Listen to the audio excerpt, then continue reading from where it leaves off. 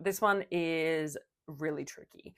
We go into a lot of detail about this in episodes 22 and 66 of the Somebody You Love podcast, but I will see what I can do about condensing it into a little TikTok clip. So I know that for me, when it comes to intimate relationships, honesty is 100% the best policy.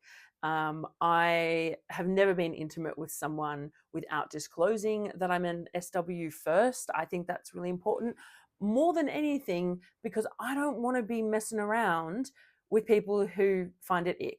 Like that just doesn't appeal to me in the slightest. So I put that straight up on the table and that weeds them out. Although more often than not, they're completely fine with it, despite what the internet would have you believe. But I'm incredibly privileged.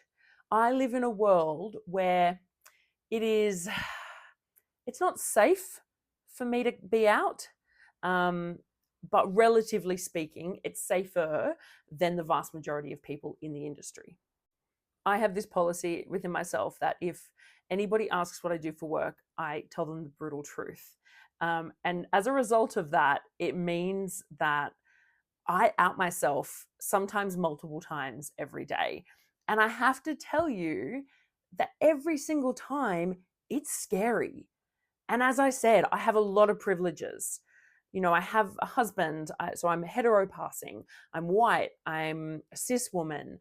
I've been born and raised in Australia, a country where the laws around SW aren't the worst. In fact, globally speaking, they're decent. And also the cultural norms around it are not too bad. But for the majority of SWs, and this is something I experience a tiny little bit, outing yourself brings with it the risk of violence.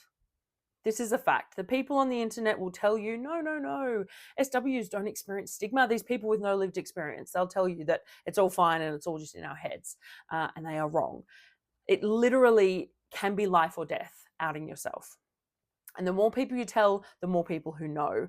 And for a lot of workers, they really need to develop a lot of trust before they feel safe to reveal their work status. And what that means is a lot of the workers I know are not going to be comfortable telling someone on a first, second, third date the realities of their job. They might tell like a half truth or say that they work in massage or something like that, but they're not going to go the whole way because they don't trust that person yet. So then there's this big question about what is the right time for them to bring it up, where they've established enough trust, but not too late that they've then broken the trust of the other person. It's hard.